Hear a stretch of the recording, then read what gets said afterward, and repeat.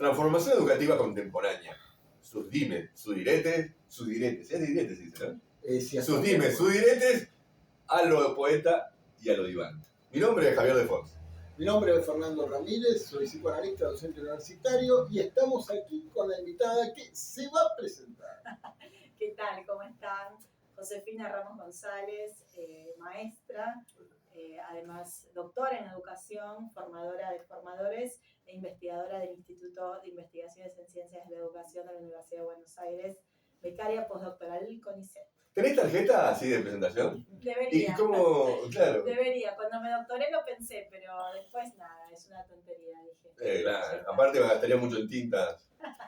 ¿Y toda esta formación, cuánto pensás que te sirve hoy día con la realidad contemporánea hoy día? O sea, ¿cómo haces para toda esa formación académica que tenés?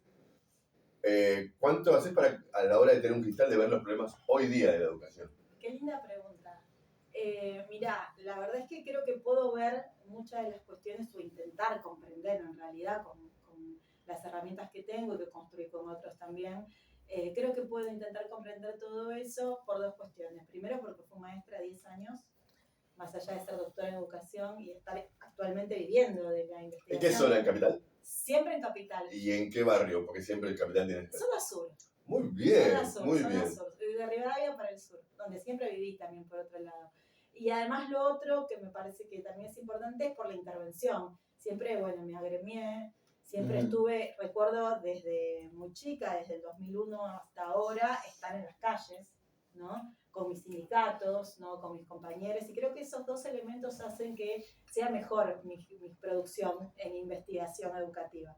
¿Al día de hoy tenés alguna actividad sindical? Sí, por supuesto, estoy agremiada a la GD, ¿no? Y a DEMIS. Bien. En la columna anterior que hicimos, publicamos hace unos días, había quedado en el aire esta idea de cómo se había empezado a cerrar en el sistema educativo un criterio mercantilista, la mercantilización de la educación.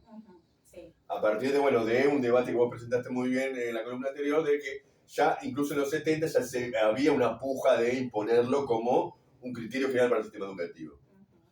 Fer introdujo esta idea de cómo en los 80 y con la caída del muro en los 90, toda esta crisis, había quedado una cierta orfandad, a nuestro entender, lo vimos en pruebas anteriores, una orfandad en cuanto a una visión alternativa de la educación de la que se quería imponer, o una visión alternativa más acabada de alguna manera. ¿Vos cómo observás hoy día esta lucha y por qué decís que se terminó de mercantilizar o está muy avanzado ese proceso de mercantilización? Bien. Bueno, primero hay que entender, ¿no? Que creo yo, ¿no? Que los procesos de reforma en el cono sur de América Latina están vinculados con la Operación Cóndor. ¿No? O sea, estrictamente hay un criterio político. Sí, nosotros tuvimos en el campo educativo, lamentablemente, ¿no? Todas las consecuencias de lo que fue la Operación Claridad. La Operación Claridad es una de las cuestiones más conocidas que Pablo Pinó ha trabajado, pero nosotros también hemos trabajado en relación a los institutos de formación docente. Es justamente este manual, ¿no? De identificación de los subversivos, ¿no?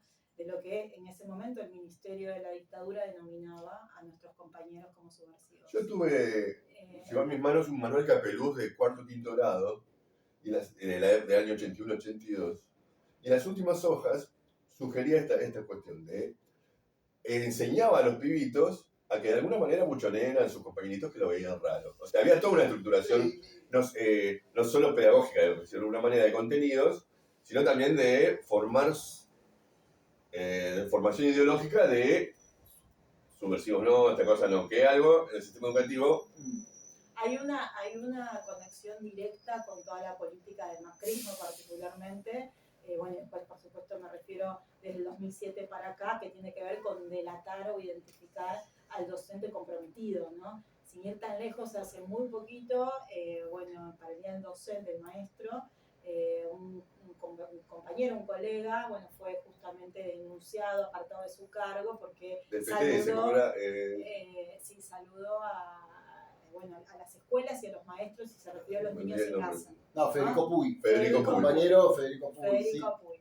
Entonces, bueno, pero pensando en las conexiones, ¿no? Pero bueno, volviendo Pero, José, antes de que continúes, es inevitable la mención que uno de los personajes que ha sido partícipe o si no artífice de la distribución de este manual ha sido el padre del actual ministro del Interior catalán, que fue justamente quien estuvo en la distribución de este manual. Bueno. Está bien, pero digo, lo que decía es que, digamos, este manual, el objetivo no fue solamente, obviamente, desaparecer a profesores, docentes y estudiantes organizados, sino también trastocar las concepciones de democratización, ¿no?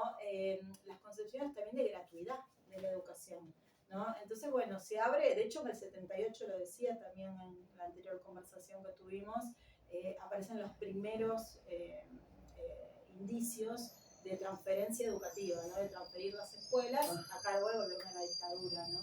Entonces, digo, eso también es interesante porque son todas cuestiones que nos permiten comprender cómo llegamos a la trilogía de leyes en el 93. Claro. ¿No? Como la ley de educación federal, ¿no? La ley de educación superior y la ley de educación y la de transferencia, las tres leyes, ¿no? Van a reestructurar el sistema educativo hasta la actualidad, le van a dejar marcas, ¿no? Que todavía perduran, claro, hasta hoy, ¿no? De hecho, en algunos puntos podemos decir que hasta se intensifican con las nuevas leyes del siglo XXI. Bueno, pero hay alguien como oficiando de abogado del diablo diría, che, pero estás poniendo en la misma bolsa la misma política educativa del menemismo, la dictadura, el alfonsinismo y el kirchnerismo. No, nosotros hablamos de que hay una tendencia que se abre justamente a posteriori de la dictadura, decía recién la Operación Cóndor, no solamente en Argentina, sino en toda América Latina, por ejemplo, de privatización de la educación superior, que incluye a las universidades y a los institutos, ¿no? Y por supuesto también de colonización de los contenidos, ¿no? De la formación de los intelectuales, y que eso se ve más claramente ahora, lo estamos viendo con una celeridad que no tiene antecedente en la historia. Por ejemplo, el nivel medio está siendo reestructurado, ¿no? En un marco de pocos años, ¿no? El nivel inicial entre el 2020 y el 2025 ya pasó por 2 transformaciones curriculares. Eso no tiene antecedente en la historia. No solamente la radicalidad que se propone fundamentalmente desarmar la concepción disciplinar de la escuela moderna, o sea, la enseñanza por disciplinas. Bueno, nosotros hemos debatido mucho sobre la disciplina, porque nosotros lo que observamos respecto a la educación nacional y todo el espíritu de esa época, en donde como reacción a la ultradisciplina, que es rememoranza de la dictadura, de esto de que te enseñaran a mucho leer a los compañeros, como reacción no se reivindica la disciplina dentro del sistema educativo, y por lo menos en la escuela media, incluso las sanciones, las firmas, las amonestaciones, todo eso se ha diluido en nombre de la integración, de la contención del pibe. Ahora hay además de eso, ¿no? Hay una de la concepción de sujeto, de lo que va a ser el sujeto a la escuela, y lo que es la democratización de los conocimientos. Además, los jóvenes, digamos, a ver, la universidad puede seguir siendo una universidad pública o de acceso público, pero si los jóvenes transitan una escuela secundaria que no les da elementos teóricos, conceptuales para llegar al CBC y aprobarlo, antes lo que estaba en tela de juicio era cuánto aprendían de sociología para llegar y aprobar sociología, cuánto de matemática, cuánto de biología para ser médicos y transitar esos CBCs. Ahora directamente hay una desarticulación, porque justamente el CBC sigue siendo disciplinar, mientras que la reforma a Buenos Aires y bueno, toda la reestructuración del nivel medio apunta al conocimiento por áreas. Entonces, vos ya no tenés más literatura, biología, sino bueno, tenés como un ensamble de distintas disciplinas y realmente se ven desprovistos de los contenidos básicos para transitar, ¿no? Esa formación, salvo las escuelas preuniversitarias, claro, que todavía mantienen este espíritu disciplinar y que bueno, pero eso es terrible porque estás alejando a las masas del ingreso a la universidad. No haces la educación superior, no la privatizás, pero estás alejando a todas las masas de esa posibilidad. Pero alguien te podría decir, bueno, pero veníamos de una crisis económica sin precedentes en los 90, había que defender la incorporación de los estudiantes al sistema educativo y que por lo tanto al ya no ser el mismo pibe de los 60, 50, 80, ya no es el mismo pibe, no solo por las redes sociales, no solo por las nuevas familias, por los nuevos regímenes, por la situación de los dos padres laburan, mucho tiempo solo, toda una situación en la cual el pibe no era el mismo. Y lo que te dicen los defensores de este nuevo sistema educativo es, muchacho, hay que adaptarse al pibe real hoy. ¿Cómo lo ves? Bueno, ahí me parece que es muy pertinente referirse a la educación emocional, ¿no? Y a todos sus desgranamientos, porque es el Manamensch, ¿no? Está muy enlazado con el emprendedorismo, ¿no? Y es esta idea de que, bueno, como dicen divinas autoras como Abramovsky, la escuela pretende dar con, digamos, respuestas individuales, ¿no? Con, atacar o de algún modo solucionar problemas sociales. Entonces el pibe llega a la escuela con todo este marco de necesidades, ¿no? De requerimientos que vos decías recién, producto de una crisis enorme económica. ¿Y qué ocurre? El maestro tiene que ofrecerle una sala de yoga, en lugar de ofrecerle determinado conocimiento para que pueda acceder a la universidad. Pero no estamos contribuyendo a un desdibujamiento horroroso del rol docente con esto. Digo, si el docente pasa a ser un coaching emocional, total, ¿no? Total. Estamos desdibujando, sí. atacando. Bueno, y por eso justamente hablamos de reestructuración del sistema educativo desde la más tierna edad, desde el jardín de infantes hasta los niveles superiores. Porque lo que estamos viendo ahora es que vienen justamente a cargarse el perfil profesional de los estudiantes, ¿no? De las carreras, no solamente de las carreras humanísticas en general, ¿no? Hay un proceso de reestructuración de todas las carreras en las universidades. Entonces, por supuesto, porque tenés todo un sistema educativo que ya se está de alguna manera reconfigurando con esta orientación, el Manamensch, el emprendedorismo, ¿no? El coaching emocional, toda esta reestructuración ya está, pero necesitamos a los docentes, ¿no? Que se hagan cargo de la producción de esas subjetividades. Y esto tiene que ver con que también se reestructuraron las condiciones de acumulación de la riqueza. ¿Cómo ¿no? sería eso? Y bueno, nosotros necesitamos ahora juventudes que manejen más las plataformas porque los trabajos están vinculados con las plataformas. Uno de los grandes debates en las escuelas medias, vos me decías cómo es que cómo vinculo mi tránsito por la escuela con la investigación educativa. Cuando uno transita las escuelas se da cuenta muy digamos, a veces muy bestialmente, ¿no? Cómo los estudiantes te dicen, yo si no vengo una semana o por día con la bicicleta puedo ganar 100 lucas. Bueno, eso, ¿no? incluso estamos en un periodo... ¿Para qué vengo acá si aparte ni siquiera estos contenidos me sirven para la universidad? Bueno, y ahí entramos también... Para pasar el filtro del CBC. Ahí entramos en un punto que es el clima de época y profundizado con Milei, en la cual observamos de los dibujitos que quería meter en Paca Paca, no sé si viste ese adelanto de un dibujito nuevo hecho por los mormones o no sé, gente de esta, en la cual decía, bueno, la importancia de la universidad relativa porque se necesita otro tipo de trabajo, o como yo comenté en otra oportunidad donde había dos streamers jóvenes, y uno le decía al otro, che, quiero volver a estudiar, y el otro era prácticamente lo fusilaba en el momento. Ahora bien, en esto, hay una realidad que uno puede observar, que ese concepto de la educación como herramienta para la movilidad social está por lo menos cuestionada. En la cual uno puede decir, che, al pibe lo estimulaba, y los padres lo estimulaban también para que estudie. ¿Por qué? Porque después iba a tener un mejor salario. Hoy día pareciera que no es así. Mira, el tema es una cuestión de horizontes y vuelvo a situarme geopolíticamente, ¿no? Hace 10 años, en el marco también del trabajo académico, estuve en Tarragona, en la Universidad de Tarragona y en Barcelona, unos 9 meses más o menos en España, y lo que ve trabajando con maestros, allá la universidad es la que se encarga de formar a los maestros del magisterio, lo que veía justamente es esta juventud.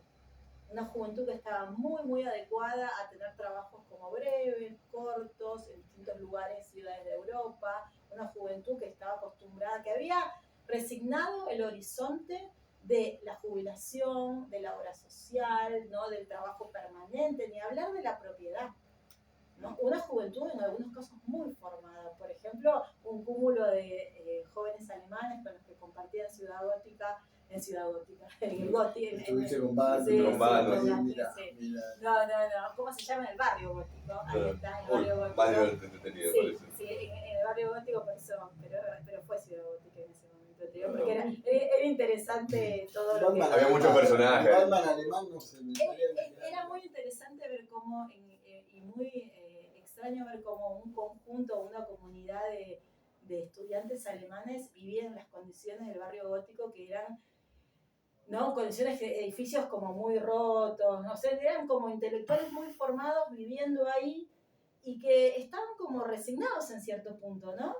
A este tipo de horizonte laboral, Claro. ¿no? Vivir un par de años aquí, viajar y disfrutar allá, después conseguir trabajo en otra universidad, hace 15 años ya, no 10. Entonces, digo, nuestra juventud siempre tuvo la aspiración, sobre todo los que transitan los ámbitos universitarios y los que estudian para maestros, de la estabilidad laboral. Ese horizonte es muy nuestro americano y muy del cono sur. En otras juventudes, ¿no? De otras latitudes, hay otros horizontes y tienen otra concepción de lo que es el bienestar, ¿no? Incluso, digo, los sectores como más acomodados en cuanto a sus recursos simbólicos, y me refiero justamente por esto, este grupo de académicos alemanes con los que compartí en algún momento en Ciudad Gótica, no, en el barrio gótico de Barcelona, ¿no? Entonces digo, ahí como que me parece interesante también pensar en que son luchas en este momento muy contemporáneas, muy de Argentina, ni siquiera de América Latina. Ni siquiera de América Porque Latina. está resuelto en América Latina para un lado o para el otro, y todavía en Argentina no está resuelto. Hay muchas cosas que no están resueltas. Vienen muchos jóvenes del resto de América Latina a estudiar porque todavía la educación es pública aquí. Es una rareza Claro. en todo el continente. Es una rareza. Algo parecido a lo que pasa con los hospitales públicos también todavía. Son eso. Patrimonios, ¿no? Culturales y políticos que todavía subsisten son resultados esta crisis. Son resultados de los ASO, del maestrazo. De los sin duda, que son el lucha, producto. Claro. Ahora, Josefina, te quería hacer esta pregunta, ya que vos traes todo lo que sería, ¿no? Porque en un punto, bueno, lo estábamos viendo recién, toda esta reconversión, ¿no? Que va generándose en el proceso educativo a la luz de la reconversión más general capitalista, ¿no? Digo, si hoy hablamos de el capital tecnológico y de conocimiento por excelencia, que requiere una formación más o menos calificada, requiere toda una reestructuración, como vos bien lo indicabas, desde los contenidos mínimos, ¿no? En los niveles primarios hasta, bueno, los estudios superiores y terciarios. ¿Qué futuro? Te voy a hacer una pregunta dividida en dos, ¿sí? ¿Qué futuro pensás que le quedan a las universidades bajo estas crisis capitalistas en estos momentos, ¿no? Capital tecnológico del conocimiento, liquidación de las ciencias humanas y sociales, todo lo que tenga que ver con una amplitud, ¿no? En una formación que haga una cultura más general del estudiante. Creo que eso se ha ido perdiendo en aras de la hiperespecialización, de la tecnificación del profesional. ¿Qué futuro le queda a las universidades bajo la crisis capitalista en estos efectos, ¿no? ¿Y qué debería o cómo debería pensar la izquierda, o lo que vos consideres, ¿no? Una visión de izquierda, ¿no? Respecto a esto, ¿no? Bueno, a ver, es una pregunta muy, muy ambiciosa, pero... Josefina, si no, ¿para qué hacemos esta Por supuesto. Lo que quiero decir es que se puede responder desde varios lugares. A ver, primero, nosotros y nosotras venimos investigando desde hace mucho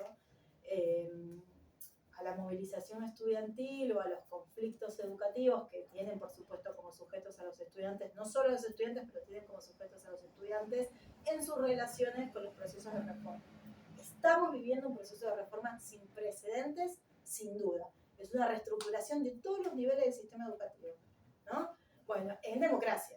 Y con una celeridad que tampoco tiene precedentes, ¿no? Bien, ahora, todo esto, digamos, vos me estás planteando cuáles son las alternativas que podríamos, ¿no? De alguna manera construir.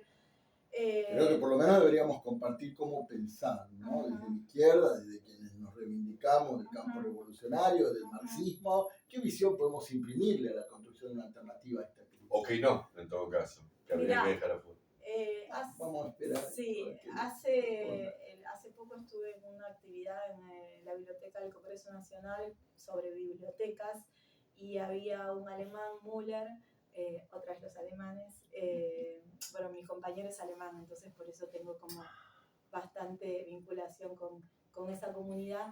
Y la verdad que planteaban, me interesaba cómo desde ahí venía la crítica a la digitalización de los documentos. Ahora voy a conectar las dos cosas, ¿no? Y decían, bueno, no siempre digitalizar y subir a la nube significa democratizar. Porque, por supuesto, nosotros tenemos la cueva de Alibaba, y perdón, Christopher, por decir cueva de Alibaba, al Instituto Iberoamericano de Berlín, pero sin duda hay un montón de documentación que nosotros, investigadores de América Latina, no podemos acceder y tenemos que viajar para poder acceder e investigar en el Instituto Iberoamericano. Y ellos digitalizan, ellos y ellas digitalizan para que podamos tener acceso. Muy bien. Entonces, lo que están planteando es justamente están problematizando cómo estas tecnologías que ingresan a un sistema precedente, que es el sistema de catalogación, de archivo y demás, no son, ¿no?, favorables en sí mismas, ¿no? No vienen a solucionar las cuestiones de la democratización del acceso a la información. Yo creo que con el sistema educativo podemos hacer una especie de parangón, ¿no? A ver, por un lado, por supuesto, que la tecnología y el apuntalamiento tecnológico, la virtualización de la educación no va a solucionar las cuestiones de deserción, las cuestiones de crisis en la conformación de las subjetividades, ¿no? La patologización de las juventudes y de las infancias, porque hay cuestiones estructurales que tienen que cambiar. Y si esas cuestiones no cambian, la escuela no va a solucionar con sus 3 computadoras que tiene eso. Incluso los alemanes decían, y esto me encantó, nosotros tenemos en la biblioteca todo tipo, no solamente documentos, ¿no? Tenemos objetos, tenemos un montón de cuestiones. ¿Y cómo haces para digitalizar eso? ¿No? Entonces también mostraban como los límites de la tecnología. Bueno, por supuesto, nosotros no solamente tenemos esos límites, sino que tenemos límites de presupuesto para poder tener primero, ¿no?, aparatos para todos, computadoras para todos. Sí, claramente en un sistema educativo que hasta discute el tema de tener un vidrio, una ventana. El problema por supuesto. Segunda cuestión, no disponemos, lo que ya sabemos, de conectividad. Ni hablar de lo que eso representa siempre trabajar en el hogar. Representa la extensión, esto lo desarrollamos mucho en investigaciones que hicimos en contextos de COVID, ¿no? También planteamos que el COVID lo que vino a hacer es acelerar los procesos de reforma, porque lo que hizo fue transformar o trastocar las modalidades laborales que la docencia no tenía, pero en su subjetividad. O sea, vos nunca cerrabas la escuela, terminabas la escuela. Yo me acuerdo todavía, Estela Fernández, cerrando la escuela en el 2010, un profesorado de Juan B. Justo, ella iba con la llave, con el candado. Yo le esperaba, Estela, yo te ayudo, le decía, porque todo oscuro, ¿no? Cerraba con el candado, todo, nos íbamos y no volvíamos hasta el lunes. ¿No? Ahora es imposible pensar eso. Ayer recibí a las 11 de la mañana, a las 11 de la noche, sí, 11 casi, vísperas de las 11 de la noche, había terminado la guía de dar clase en filosofía y letras, recibí un mensaje de un estudiante que me preguntaba algo. Y yo atiné a responder. Moraleja, no hay que dar celular. Pobre pibe, no, pero en la pandemia los docentes no. ponían límites. En el campo. Yo recuerdo. No, en el campo. Por favor, escríbame hasta tal hora, nada más. No, pero digo, más allá de, vuelvo a decir, nosotros, más allá de hacer como una cantidad de puntos y decir, bueno, ustedes no hagan esto, ¿no? Un decálogo de lo que no se puede hacer, ¿no? Hay cuestiones estructurales que están cambiando la experiencia educativa. Bueno, ahí entra también la formación docente, algo que hemos abordado, en la cual, si mal no recuerdo, alguna vez intenté en un profesorado, esta idea de la modificación del rol docente de ser transmisor de cultura, para decirlo bruscamente, hace una suerte de guía frente a un mundo de sobreinformación. Total, sí. Y a que yo le agregaría esta cuestión de que antes el terraplanista pensaba que estaba él solo, y ahora sabe que hay otros 10.000 terraplanistas, entonces le da cierto valor a la información en las redes sociales, donde el pibe carece de las herramientas para distinguir, y donde me parece que la formación docente está en Orsay. Te voy voy a dar varios ejemplos de esto que estás diciendo, y que son ejemplos bien concretos de las salas, en las escuelas primarias, las escuelas secundarias, los institutos y las universidades, ¿no?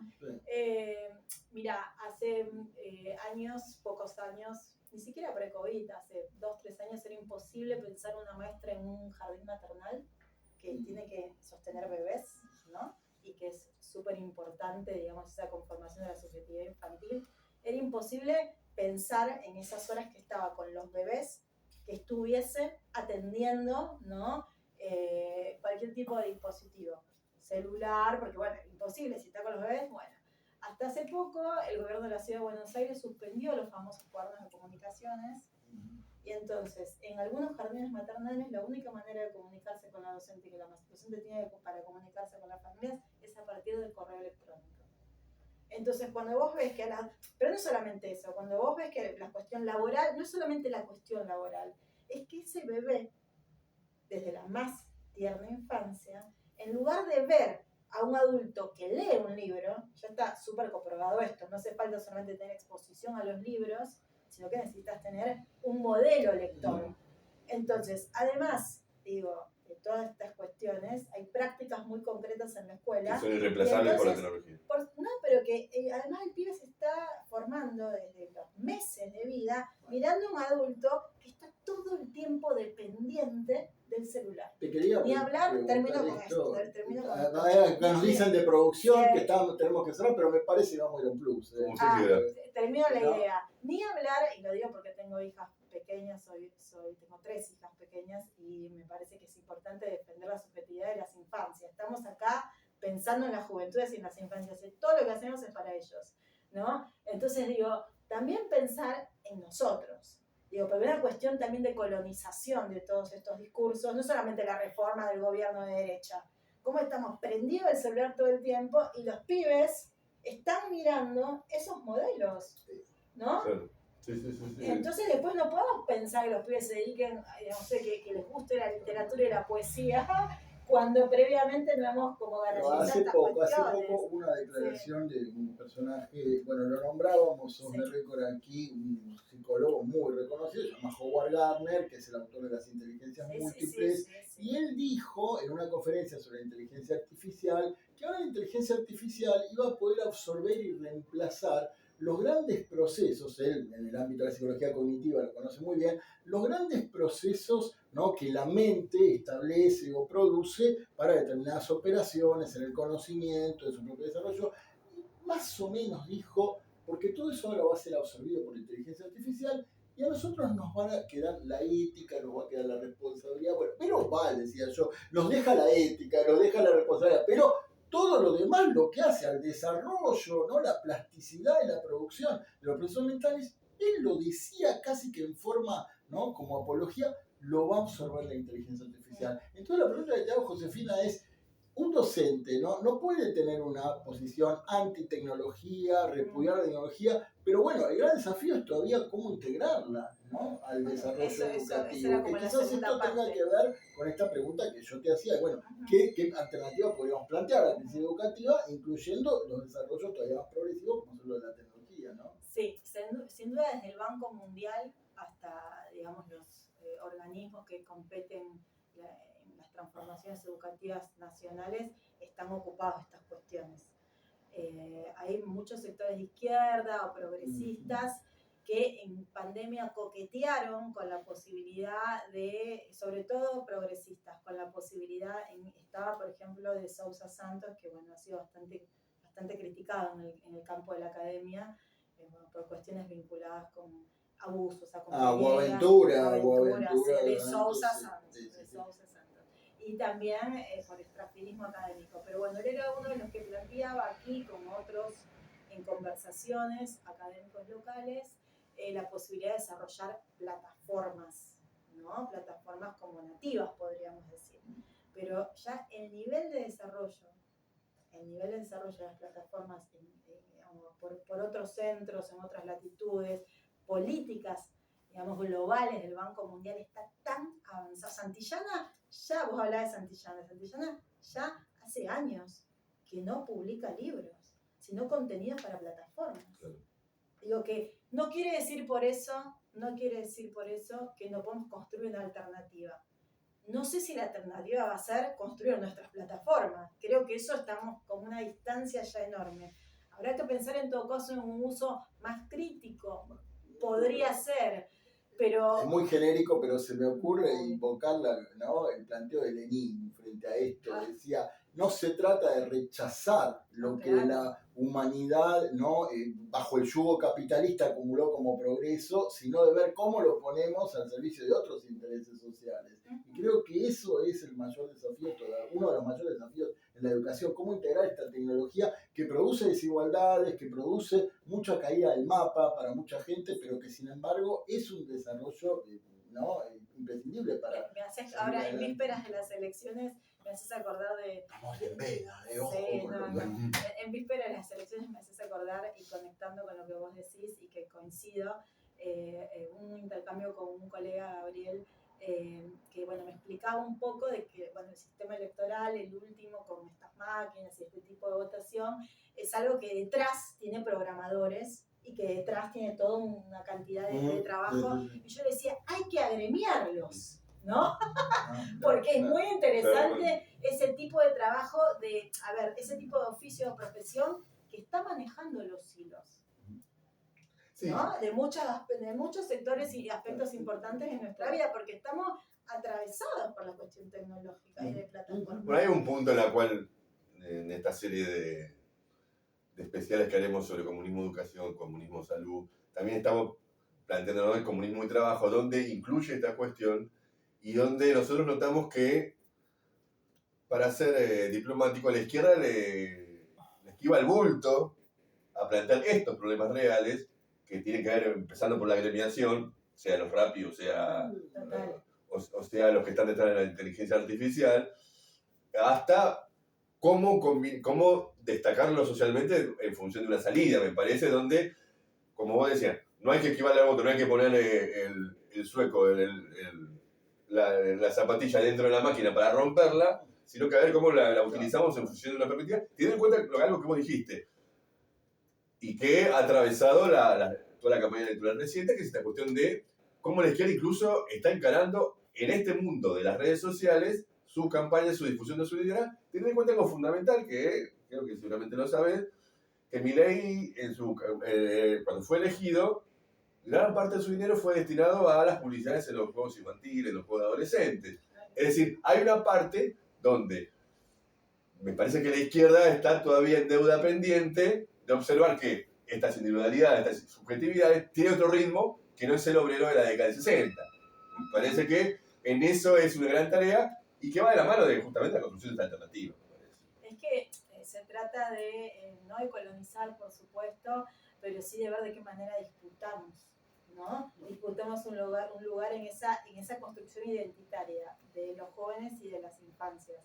Pero, para disputar sentido, como vos habías dicho en otra oportunidad, en la columna anterior que hicimos refiriéndote, por ejemplo, a una lucha por contenidos curriculares que sean progresivos, para disputar sentido, Josefina, y en este programa lo hemos dicho reiteradamente, creo que la izquierda necesita, entre otras cosas, trascender, ¿no?, a nuestro juicio, límites muy importantes, ¿no?, muy sujetos al campo sindical, de lucha, pero ¿qué pasa con la formación intelectual? ¿No? ¿Qué pasa con la mayor elevación política, intelectual y teórica que cualquier fuerza que se reclame de izquierda y además está planteándose transformaciones de este orden, como el sistema educativo, cómo integrar la tecnología, etcétera, requiere? Y hoy, Josefina, lo que nosotros notamos es que en la izquierda existe una enorme prevalencia, ¿no?, de una formación o una orientación muy sindical, pero en términos de la producción intelectual creo que hay una vacancia, yo te diría que lleva ya mucho tiempo. No sé cómo lo ves esto, a mí me interesaría escucharte. Sí, mira, puedo hablarte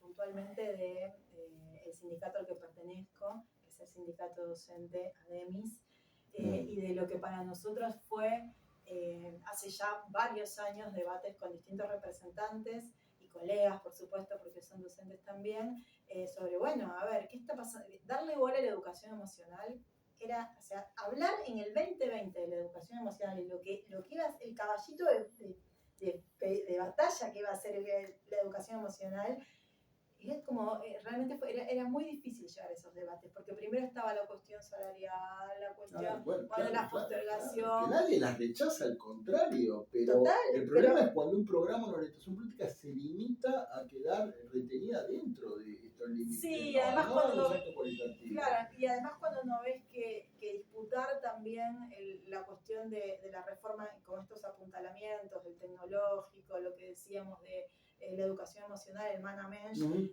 afecta directamente la subjetividad del trabajador. Entonces, digo, tiene que ser un punto importante, reivindicativo, ¿no? al que le destines militancia, activismo, y que por lo menos te posiciones frente a eso. Para estudiar esa subjetividad del trabajador no basta con tener una justa y legítima reivindicación salarial o económica, ¿no? Me parece que tenemos que ir mucho más lejos todavía. Pero sin embargo, quiere decir que se está haciendo, tuvimos un congreso, tuvimos contanos un poco. Sí, dale, contanos un poco. De a poco, primero hemos producido documentos al calor de los procesos de reforma, por suerte, no como inmediatos, pero bastante próximos al proceso de reforma. Tenemos muchos pronunciamientos sobre las características que está teniendo la reforma actualmente. Fuimos a un congreso, un primer congreso pedagógico sobre estas cuestiones, y estamos mirando más allá de las reivindicaciones salariales, ¿no? ¿Dónde se puede encontrar estas producciones? En la página de ADEMIS están estas producciones. Contemos un poquito de ADEMIS, Sindicato Docente, Capital Federal. Sí. Por ejemplo, algo que me parece importante es que la GD empiece a debatir y empiece a darle lugar a lo que es el SACO, ¿no? Que recién estábamos hablando, ¿no? de este sistema de acreditación, porque son cuestiones que en muy poco tiempo nos van a representar frentes de lucha. Yo he leído notas, Josefina, sobre el sistema de crédito, las reformas en la universidad, pero bueno, de nuevo, ¿no? Que me parecen, necesarias, todo, pero desde el punto de vista económico, sindical y político a grandes rasgos. Pero claro, creo que si no es gratuito en un punto la célebre expresión batalla cultural, en ese aspecto creo que la izquierda todavía, ¿no? Tiene, en el mejor de los casos, un recorrido muy largo por hacer. Bueno, pero algunos premios se está haciendo. Yo confío, por ejemplo, con las recientes transformaciones de los planes de estudio, de las carreras de sociología, y creo que de psicología también, vos sabrás más. Hubo posicionamientos. No me hagas hablar de eso ahora, pues ya estamos excedidos con el tiempo. Pero hubo posicionamientos en la GD al respecto. Sí, posicionamientos que hacen a todas estas cuestiones que yo te digo, de que una reforma se tiene que discutir democráticamente, perfecto. Yo me refiero a la elaboración de contenido, ¿no? Intelectuales, políticos. Para ir cerrando, ¿qué texto recomendarías? Adelante. ¿Recomendarías como para tener un mejor diagnóstico de la situación del sistema educativo? ¿Y qué otro debe decir, esto puede tirar unos puntas para la construcción de otro sistema educativo? Si quieres hacer autobombo, no te inhibas, recomendar texto de tu autoría y van a ser. Estaba a punto de decir que no quiero ser autorreferencial. No, ya está, te digo no. Si son de su autoría, adelante. Hay un texto que salió este año en España, publicado en España, que es, si hablamos de educación emocional, España es pionera en educación emocional. Hemos ido a debatir, ¿no? Para nosotros, particularmente, queríamos poder ser publicados en España, justamente para entrar en debate con estos colegas, que hablen un poco de estos procesos de reforma en la educación superior. ¿Cómo se llama? Ahora, lucha interna y denuncia internacional contra la emocionalización del perfil, la emocionalización del perfil docente. Pero se llama lucha interna y denuncia internacional porque está en mayúscula, y después lo demás es lucha interna, googleando se puede. Tenía que ver, es una pregunta, ¿no? Pero tenía que ver con que, estábamos militando en ese momento, activando, debatiendo con los rectores, con los distintos grupos, no dejar pasar la reforma o ver qué cuestiones podíamos modificar de esa reforma que era bestial, los primeros documentos que nos llegaban del ministerio, por eso lucha interna, y a la vez estábamos publicando lo que estaba pasando como el sistema educativo. Vos sos coautora en este libro. Soy autora principal. Autora principal. Sí, pero con otros 2 colegas, es una producción colectiva. Esa es una, hay una conferencia muy buena y textos, Abramowski habla muy bien de lo que significa el etos epocal emocionalizado. Digo, está diciendo que, bueno, ¿por qué llega y se instala tanto en el sistema educativo todas estas tendencias? Porque hay prácticas por fuera del sistema educativo, en el mundo de la recreación, en el mundo laboral, donde esto ya hace mucho tiempo se desarrolla. Y entonces, bueno, a los padres no les parece mal que los pibes también se eduquen con yoga, porque ellos van a hacer yoga, porque están totalmente estresados. Puede hacerte muy bien para la columna. Digo, yo he hecho yoga, Josefina. El problema es como vos. El problema de tu columna es otro. Por eso digo, el problema, como vos bien decís, es no convertir la subjetividad. Bueno, entonces, con estas 2 recomendaciones. Bueno, Abramowski es una autora que ha escrito mucho sobre la ha problematizado mucho. Me parece que también nosotros tomamos mucho de ella. Y Malajovich, que se refiere específicamente a los procesos de reforma de los más pequeños y cómo también es una catedrática de la Facultad de Filosofía y Letras. Josefina, sí. Muchísimas gracias. No, disculpen las imprecisiones. No, al contrario. Estamos acá como... Esto es un proceso. Esto es un proceso de elaboración. Me agarran así como, hay que decirle al público que esto es un toro, porque yo no sé nada de lo que me va a preguntar. Una cosa sin duda, pero una cosa que hay que decirle al público también, Josefina, es que no deje de ver el programa del Poeta del Diván, y usted que siempre lo hace con esa sincronicidad que lo caracteriza, llame a la suscripción, ¿verdad? Del programa. Este hombre me inhibe. A ver. Esto estamos creciendo, un par de suscriptores más, un par de aportistas más, que puede ser el canal Poeta Diván, a nuestras redes sociales El Poeta y el Diván, en Javier Ramírez nos encontrás en Facebook, por supuesto suscríbete, mirá todos los programas que pueden estar vinculados, por ejemplo, tiempos antiintelectuales, arte y revolución, todo el tema que se va tomando, ¿cómo se dice? Se va haciendo toda una suerte de melange que trata, ahora con el aporte de la doctora Josefina Ramos González, tratar de hacerte pensar, reflexionar, buscar información, ir tomando una posición y que apunta a lo que nosotros dimos en llamar a imagen y semejanza de nuestro querido, nuestra Javestad, Javier Milei, la batalla cultural. Así terminamos esta columna de El Poeta y el Diván. Muchas gracias, José. Encantada de estar con ustedes.